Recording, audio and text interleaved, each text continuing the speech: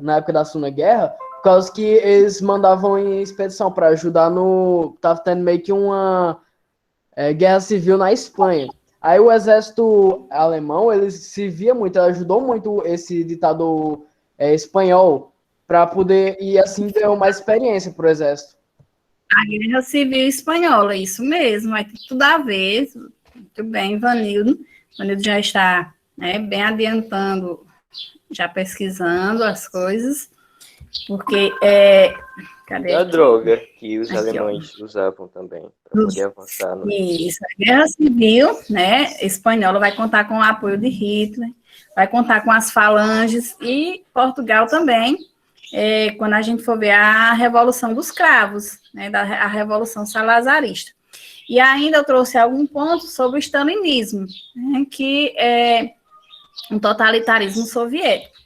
Então, eu peguei alguns pontos bem que vocês devem se apropriar, né, para a gente, que não serve apenas para fazer sua prova do Enem de História, mas também serve, né, para redação, para vários pontos.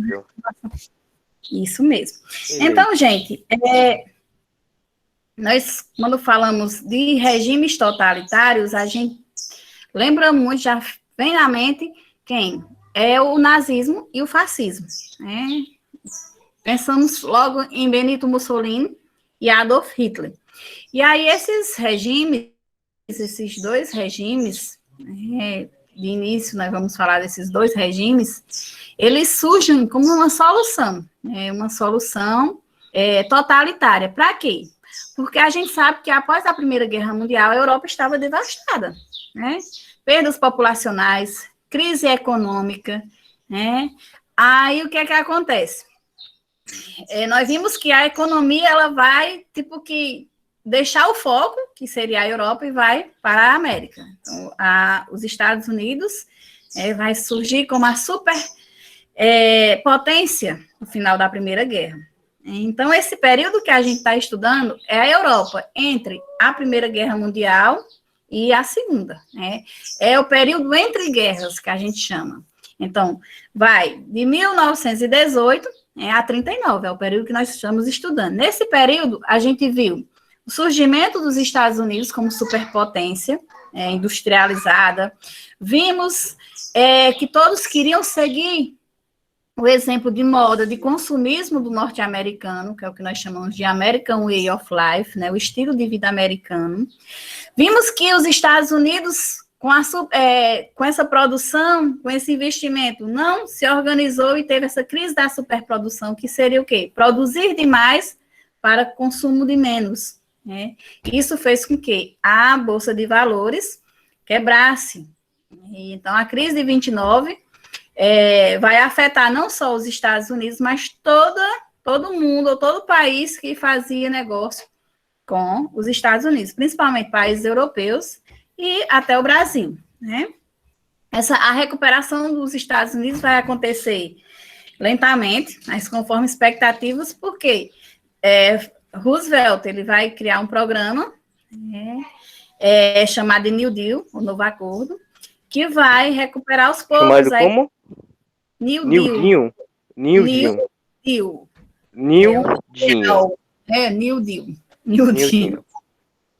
Então, isso vai fazer com que muitos partidos oposicionistas de oposição, políticos extremistas, procurem, né, buscar uma solução para essa crise. Eles vão surgir... Que favoreçam eles, né? E eles vão surgir como assim, o que é que eles vão usar?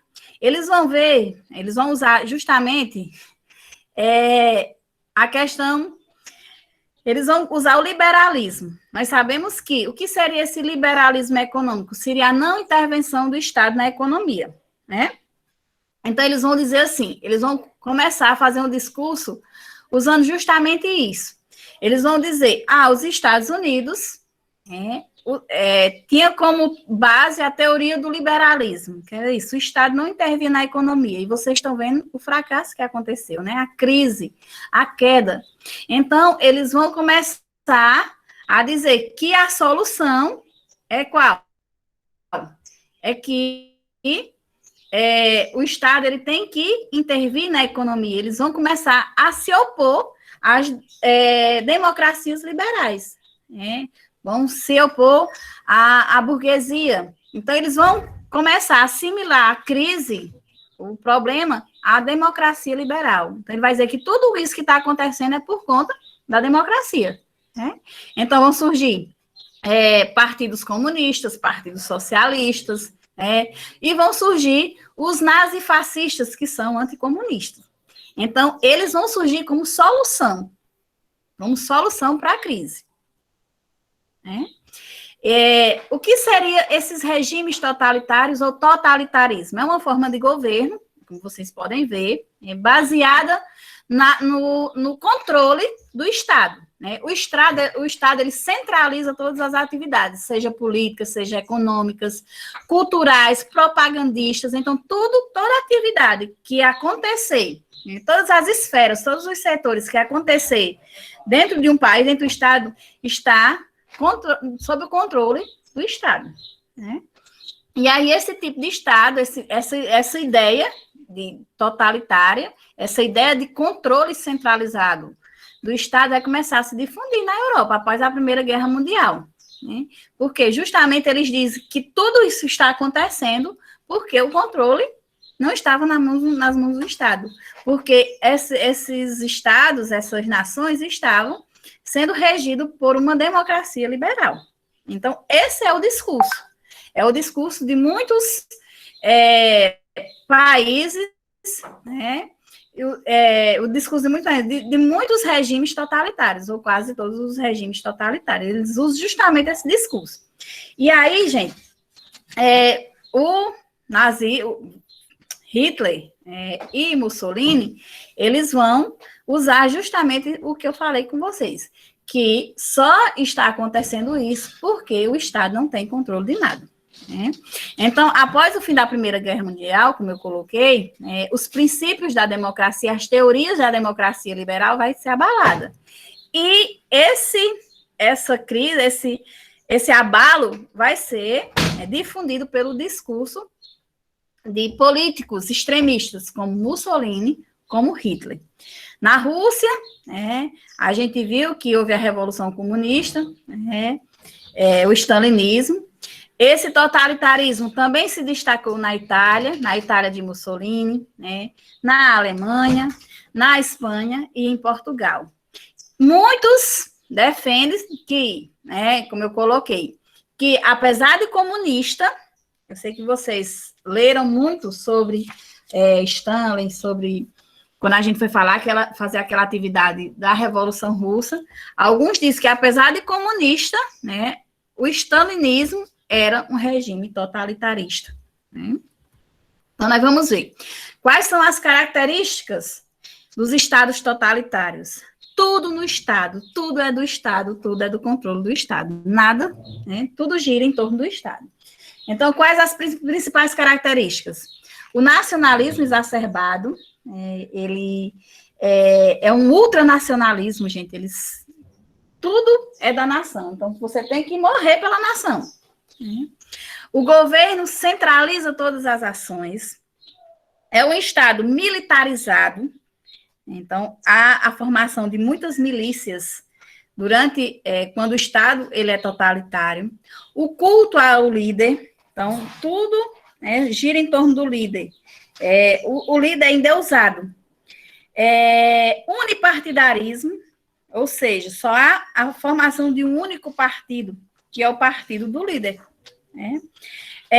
Expansão territorial. Então, o crescimento, não só em questão de território, mas também das ideias.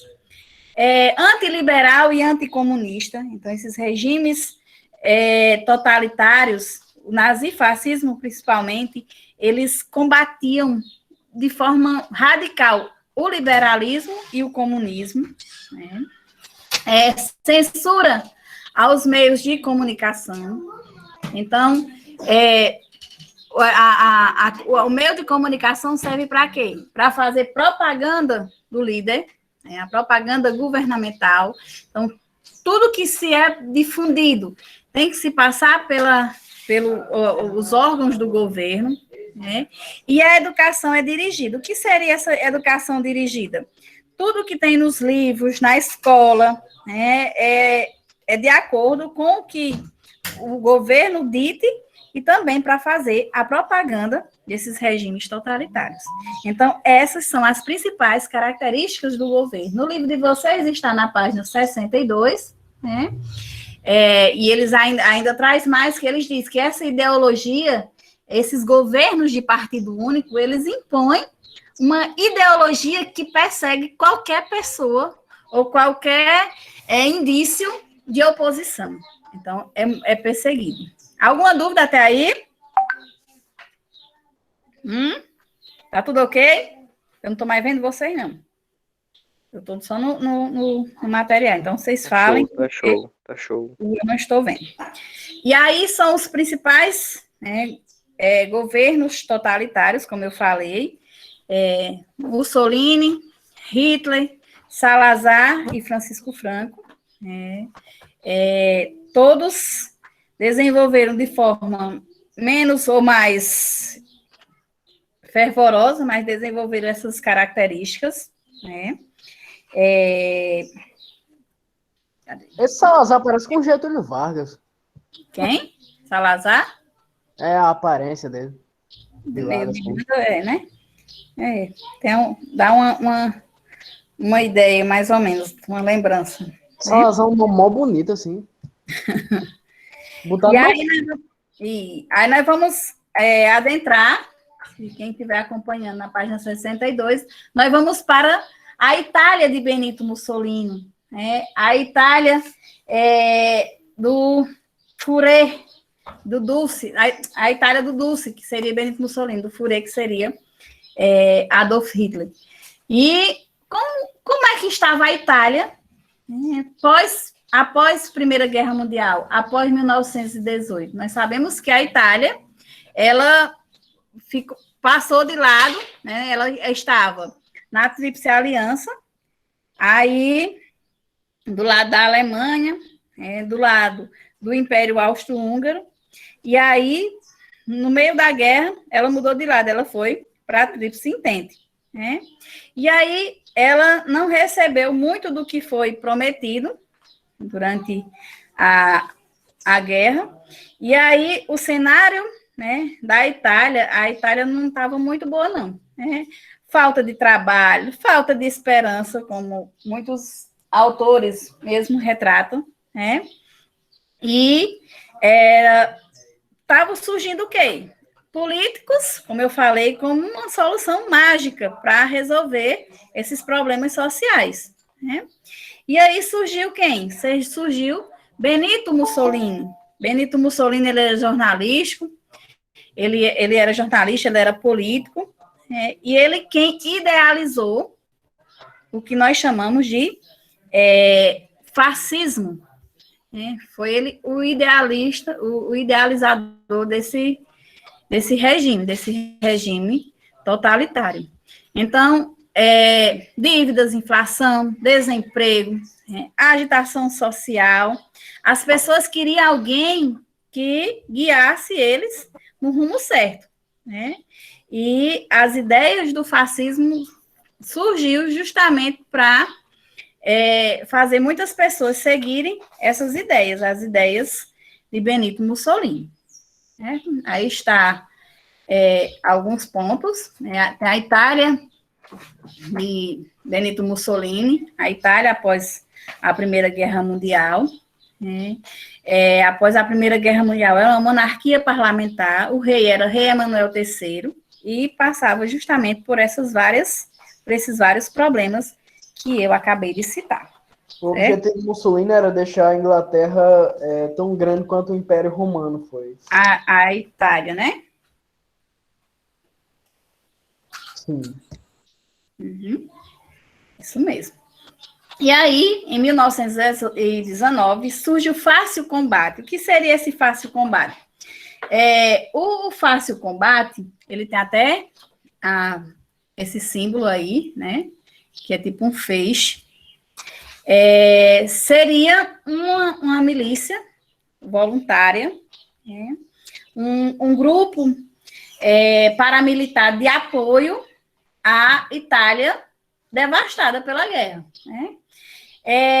Devido, aí eu coloquei até aí o contexto, né? O significado desse grupo, né?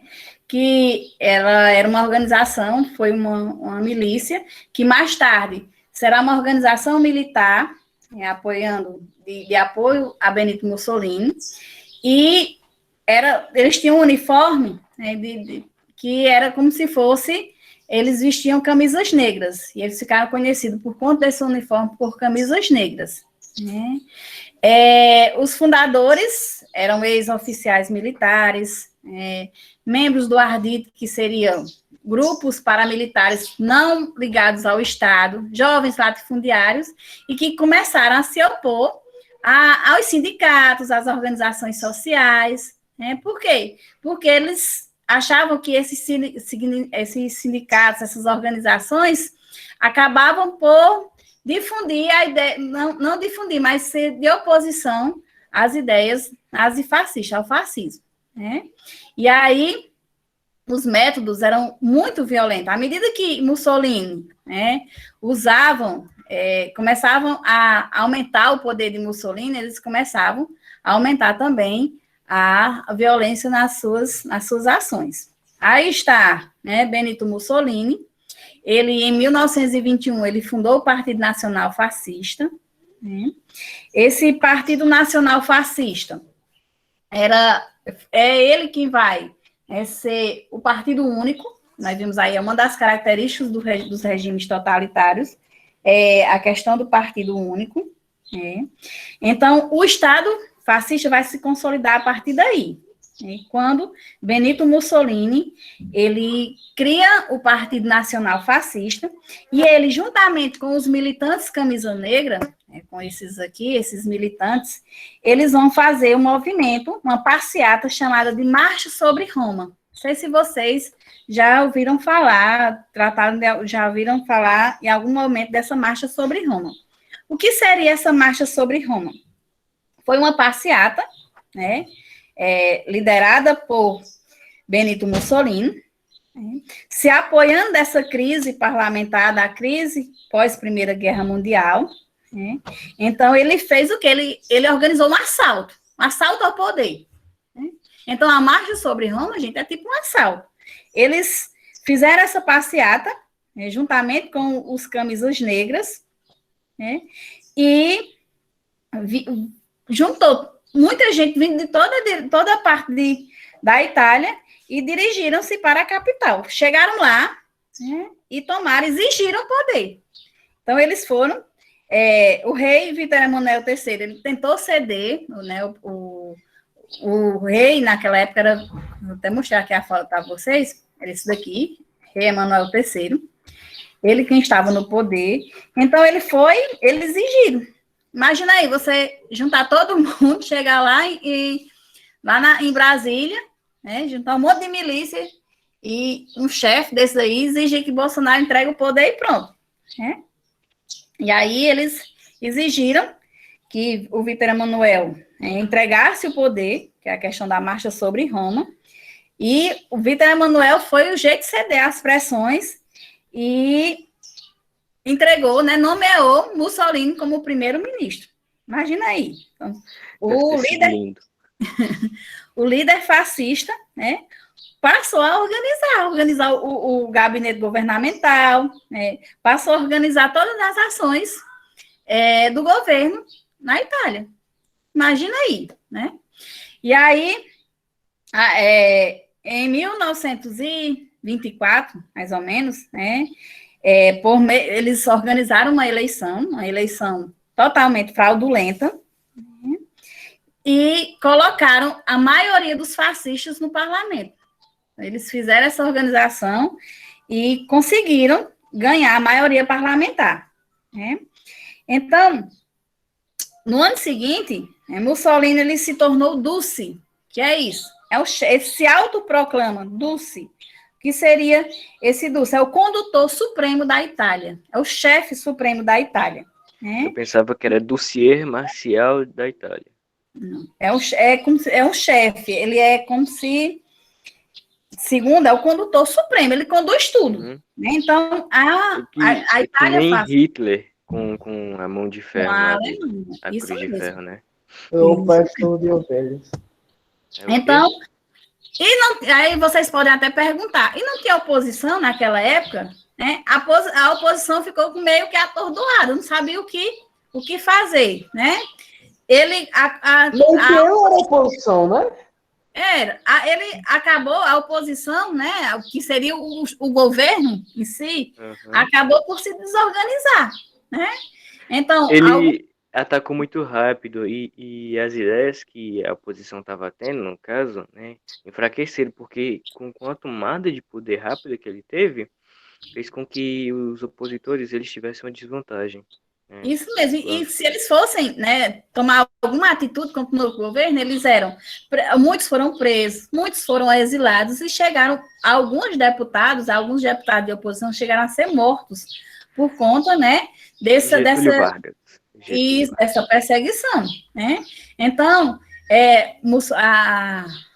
o fascismo da Itália, o governo que Mussolini instaurou na Itália foi esse Estado totalitário, né? Por exemplo, o parlamento, ele era um órgão sem poder. Por quê? Porque quem mandava era Mussolini. A imprensa era porta-voz do governo, né? Passou a controlar a educação, investiu pesado nessa imprensa de propaganda, né? Valorizando o nacionalismo, tudo que o Estado fazia. Qualquer trabalhador, qualquer manifestação, protesto de oposição era reprimido violentamente. Interviu na economia e nas relações entre patrões e empregados. Ele instaurou a questão do corporativismo. Então, ele quem dominava até as relações, o Estado corporativo, né, a sociedade passou a ser organizada por corporações de empregados e patrões, que é o que nós chamamos de Estado corporativo, ou corporativismo. Né? Então, ele disciplinou o trabalho, ele fez uma carta chamada Carta del Lavoro, né, que foi criada pelo governo de Mussolini, instituindo como o trabalhador e como o empregado, o patrão deveria se portar. Era um código de trabalho. Né? Era 30 declarações nessa carta. Eu acho isso válido. Determinando todos os direitos e todos os deveres, tanto de empregados como de patrões. Aí eu vou... Não sei se vocês estão com o livro, mas só para a gente terminar a questão do fascismo, que eu não coloquei aí. Além desses aspectos, né, da questão do nacionalismo, da propaganda, da relação entre patrão e empregado, o Dulce fez o quê? Mussolini também ganhou, né, investiu na igreja. O que é que ele vai fazer? Ele vai ganhar o apoio do clero. Ele vai assinar, juntamente com a igreja, o que nós chamamos de Tratado de Latrão. Vocês já ouviram falar? Ele firmou, né, um acordo, um tratado com a Igreja Católica, e nesse Tratado de Latrão, ele solucionou uma antiga questão, que era chamada de questão romana. O que seria essa questão romana? Era um conflito que tinha entre o Estado e a Igreja desde o início do século XIX, desde 1817, não me engano. O que era essa questão romana? Quando o Estado, a Itália, se tornou Estado nacional, Estado fortificado, né? O Papa ele não reconheceu a perda dos territórios. Vocês sabem que o Império Romano era enorme, né? E aí, quando se dividiu, né, no finalzinho do século XIX, o Papa não reconheceu que a Itália estava perdendo território durante o início do imperialismo. Né? E aí, havia essa questão chamada de questão romana. Né? Aí, o que foi... o Papa ele começou a dizer que a igreja estava sendo prisioneiro, né? Porque como o Império Italiano a Itália era muito grande, né? Passava a ser que a igreja estava apenas dentro do Vaticano, né? E aí havia essa questão romana. E aí o que foi que Mussolini fez? Para ter mais apoio, além do povo, que estava insatisfeito com toda aquela questão do pós-Primeira Guerra Mundial. Ele assinou, com a Igreja Católica, o Tratado de Latrão. E nesse tratado ele criou o Estado do Vaticano. Né? Por meio desse acordo, o que foi que aconteceu? A Itália reconhecia a soberania da Igreja Católica, né, no Estado do Vaticano. E determinou que todo o Estado italiano, né, predominasse a religião católica. Então, uma mão lavou a outra, né? Toma lá da cá. Ou seja, a Mussolini fez, né, entregou, reconhecia a soberania do Vaticano, né, entregou o Estado do Vaticano para a Igreja, e, em troca, né, a Igreja determinou, né, em troca, a Igreja reconheceu o poder de Mussolini, e, em troca, Mussolini determinou que no Estado, na Itália, só poderia seguir a religião oficial da Itália, que seria o catolicismo. Então, olha aí a inteligência. Então, foi uma troca. Né? A Itália reconheceu o poder da Igreja no Estado do Vaticano, né? E essa predominância da religião católica, e o Vaticano reconheceu a soberania do governo italiano sobre o seu Estado. Então, foi uma troca bem feita, né? Porém, a Igreja Católica, ela refugiou várias pessoas que estavam sendo perseguidas, inclusive judeus. Tipo, tanto na Alemanha. Isso na Alemanha ela vai ser. Só que o que é que acontece? Mussolini, né, o Papa é um acordo mais interno entre. É como se muitas pessoas que o clero, o baixo clero, até pessoas leigas, eles não aceitam isso, não vão aceitar isso. Oi, Nath. Natiane? Para avisar que ela saiu porque estava travando muito a imagem. Tá bom. Mas tá travando aí para vocês? Não. Não, tá normal. Tá bom. Então, gente, Mussolini, ele tinha uma inteligência enorme. Por quê? Porque ele sabia que a igreja, ela dominava de alguma forma, né, a mentalidade das pessoas. E aí ele fez esse acordo com o Papa. E aí assinou o que nós chamamos de Tratado de Latrão. Ficou claro a questão do fascismo? Sim. E aí o nazismo? O nazismo alemão. O nazismo foi implantado, o Estado totalitário, implantado por Adolf Hitler na Alemanha. Eu coloquei alguns pontos que antecederam essa implantação do Estado totalitário. A Alemanha, pós Primeira Guerra, né, se sentiu humilhada por conta do Tratado de Versalhes, que, de alguma forma, acabou por gerar descontentamento, né, na população. Porque o Tratado da de sociedade, Versalhes, a honra determinava que toda guerra, que tudo que tinha passado, tinha sido culpa da Alemanha. Culpa da Alemanha. Por isso que eu e Ivanildo, assim, a gente estava em uma aula passada, a gente discutiu sobre esse tratado. Se não tivesse, a Alemanha não teria virado nazista.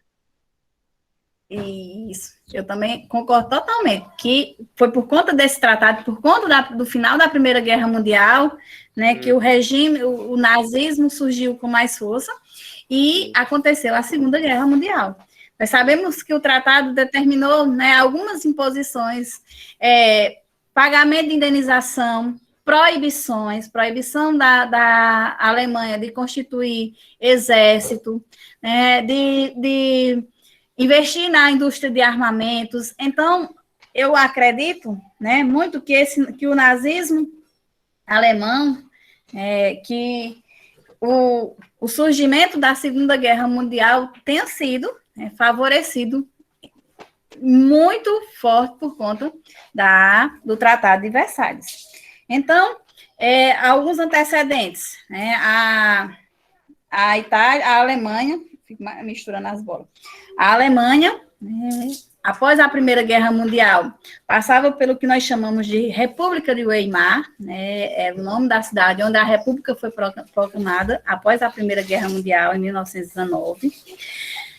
Período de greve, né, por conta dos desempregos, de miséria, de inflação, de fome, a crise econômica total. Basicamente, né? eles censuraram um país inteiro. Isso com o mesmo. Tratado de Versalhes. Versalhes. Então, a crise alemã, né, era um misto de explosão, estava misturado tudo aí. Desemprego, inflação, né, achatamento salarial, né, e ainda mais essa questão do Tratado de Versalhes. Por quê? Porque a Alemanha tinha sido considerada a principal culpada pela guerra, né, foi obrigada a diminuir os seus efetivos militares, como eu falei, a ceder territórios, né, a pagar a indenização.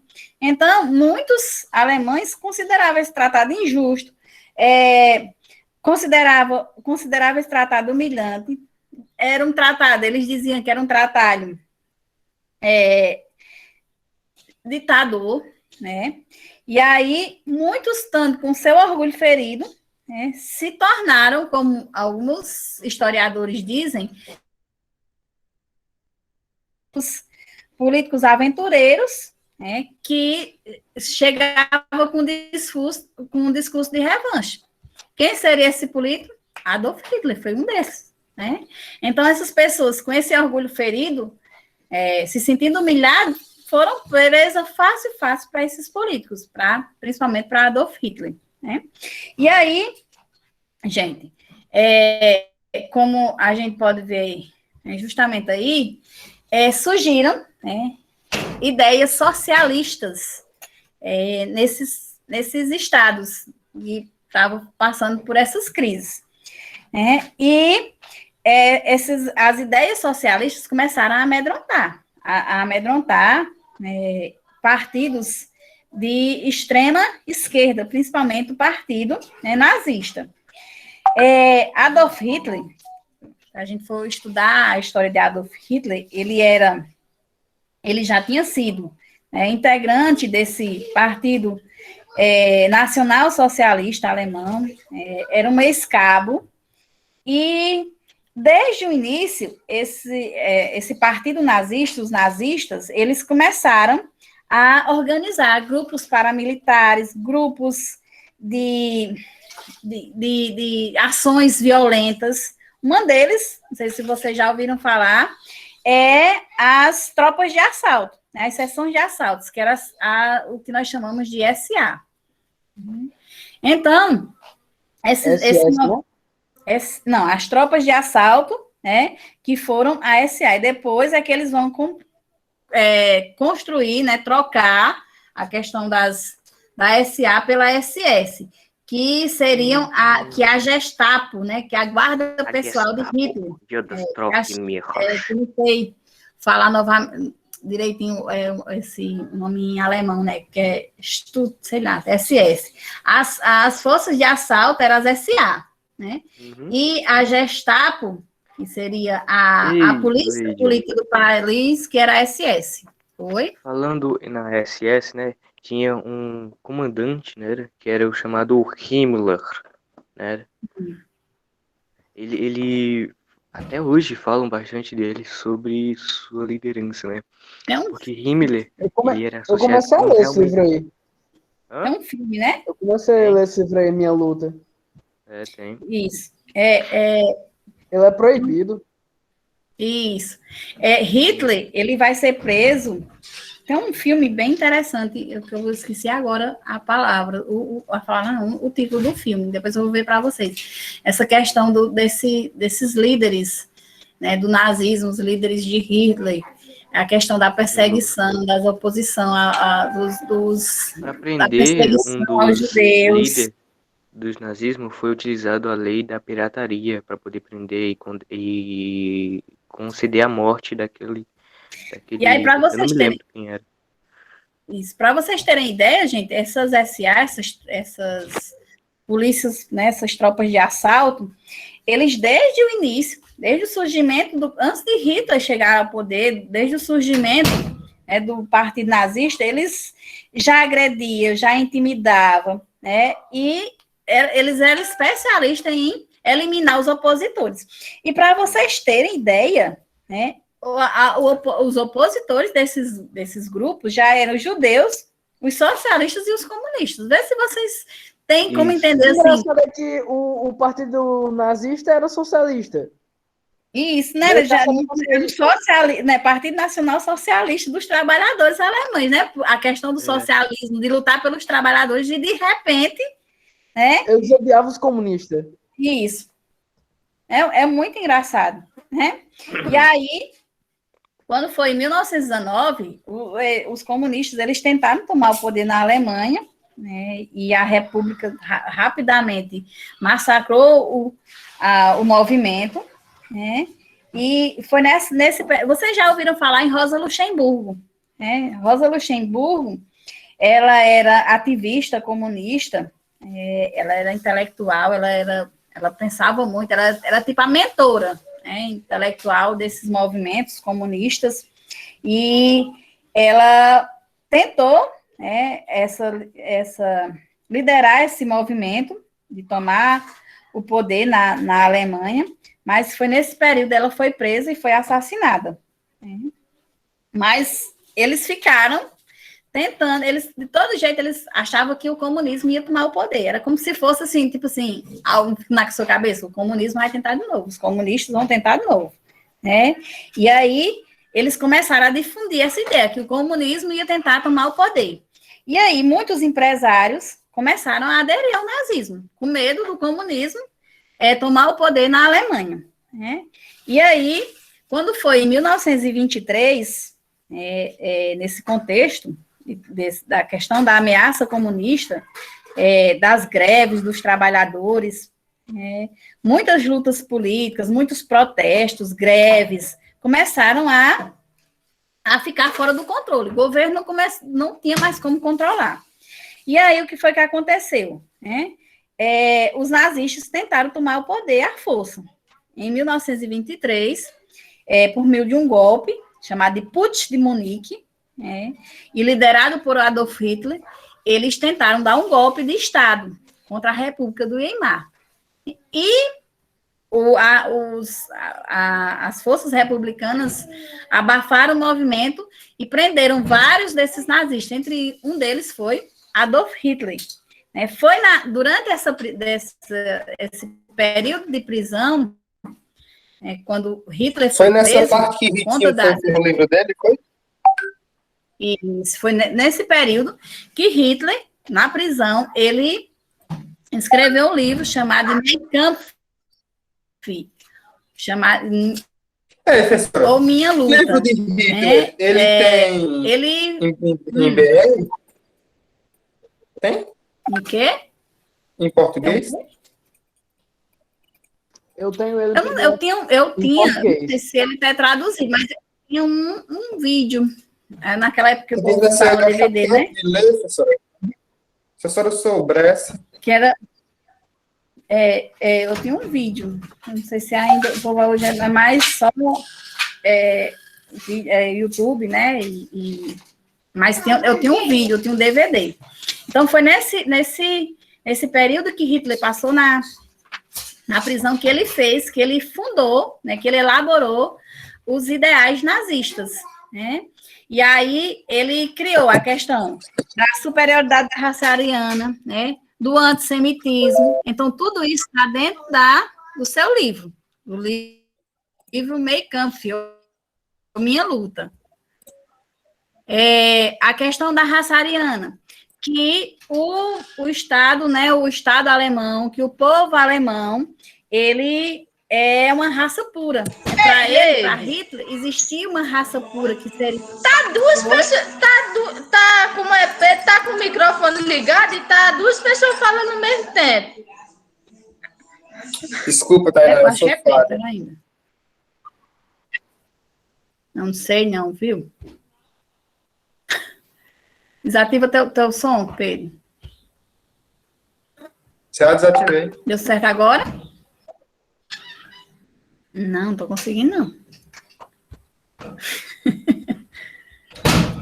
Então, gente, ele determina, né, ele criou, ele expôs, né, nesse livro a questão dos ideais do nazismo. A questão da superioridade ariana, né, da raça ariana, a questão do antissemitismo, a questão do anticomunismo, a necessidade do espaço vital, né? Tu estava dormindo, Vanildo? Mais homem. Então, nesse livro dele, o período que ele passou na cadeia, ele fez, né, ele criou os ideais do nazismo. Por exemplo, o antissemitismo, o que é que ele dizia? Ele acusava os judeus de serem os piores inimigos da Alemanha. Ele dizia que ele culpava que tudo o que estava acontecendo era culpa dos judeus. Né? Ele dizia que o pacifismo, o marxismo, a arte moderna, o individualismo, tudo tinha sido criado pelos judeus, e ele detestava isso. Então, ele começou a criar um ódio, né, pelos judeus. É o que nós chamamos de antissemitismo. A questão do espaço vital, é a questão de expandir os seus domínios, né? A questão de que a Alemanha só poderia se realizar plenamente se expandisse, se tomasse o território do outro. A questão da raça ariana, como eu falei, a questão da raça pura, que os alemães eram superiores aos demais, a outras raças, a questão da raça. A questão do anticomunismo, né? Ele dizia que o comunismo, aliado ao judaísmo, era um perigo, tanto para os judeus como para outras nações. E foi assim que foram difundidas essas ideias. Quando aconteceu a crise de 29, a quebra da Bolsa de Valores, os nazistas, durante a eleição, conseguiram eleger um terço do parlamento. E Hitler foi nomeado primeiro-ministro. Depois, foi nomeado Führer, que significa guia do povo. Então, foi assim que o nazismo ele chegou ao poder. Coloquei aqui. Então, alguns pontos, né, do nazismo no poder, a questão da propaganda, não só de Hitler, mas todos os estados totalitários, a questão de se utilizar fortemente da propaganda, controlar a educação por meio de comunicação, tudo que se dizia, o que se estudava, né, tinha que ter esse apoio ao nazismo, às ideias nazistas, né? Eles divulgavam uma doutrina. Qual era a doutrina dele? Uma mentira contada várias vezes torna-se verdade. E se você for pensar, é mesmo. Se você for pensar nessa ideia. Então, eles faziam propaganda, contavam um monte de vezes, divulgavam em todos os meios de comunicação, até que o povo acreditava que aquilo era verdade. Então, esse é um dos ideais dele. Né? E aí, em 1934, Hitler, ele vai ter, né, ele vai conseguir os cargos tanto de chanceler como de presidente. Na economia, eu coloquei alguns pontos da economia, da economia de Hitler. A economia, a Alemanha ela vai voltar a se recuperar, vai houver demandas por industrializados, então a indústria vai começar a crescer. Com esse crescimento da indústria, vai haver oferta de emprego, né? E aí, cada vez mais, o nazismo ele vai crescendo, né? E aí, no poder, Hitler, ele vai implantar uma das ditaduras mais cruéis de todos os tempos, gente. Ele vai criar, né, vai implantar o que até eu desfile falou no início da aula, a questão do terceiro Reich, ou império, né, ou terceiro império em alemão. Aí vai criar, né, começar a esmagar essa oposição, né, vai se tornar um único partido. Aí vai criar o quê? Vai organizar a política, a polícia, aliás, vai organizar as milícias, o exército, porque com o Tratado de Versalhes vai ser proibido né, investir no exército. Mas aí ele vai, no poder, Hitler no poder, né, ele vai conseguir reorganizar, ele vai ser chefe do governo, chanceler, presidente, né? E aí ele vai tentar organizar Hermann, eu acho que é... Leite, Agora que eu lembrei. Oi? perdão. A Aquila mandou perguntar sobre a frequência. Eita, mesmo, já é 12h05. Eu fico falando aqui, eu gostei. Assim, eu gosto. Não Assunto, acho eu nem ruim, vejo. não. Da senhora. Eu acho que tá faltando mais Vou algo. mandar aqui a frequência de português. É tão bom, eu gosto do assunto. Vou mandar, Aquila. Pronto, enviar agora. Ela tava dizendo muita fome, ela tá aí. Aí eu fui ser amigo. Pronto, depois a gente para por aqui, né? Na próxima aula, eu não sei. Eu vou ver ainda a questão, porque eu estava até vendo, os meninos do segundo ano que me lembraram que na próxima quarta não terá aula por conta da recuperação, né? Então, quem está em dias tem a próxima semana de folga.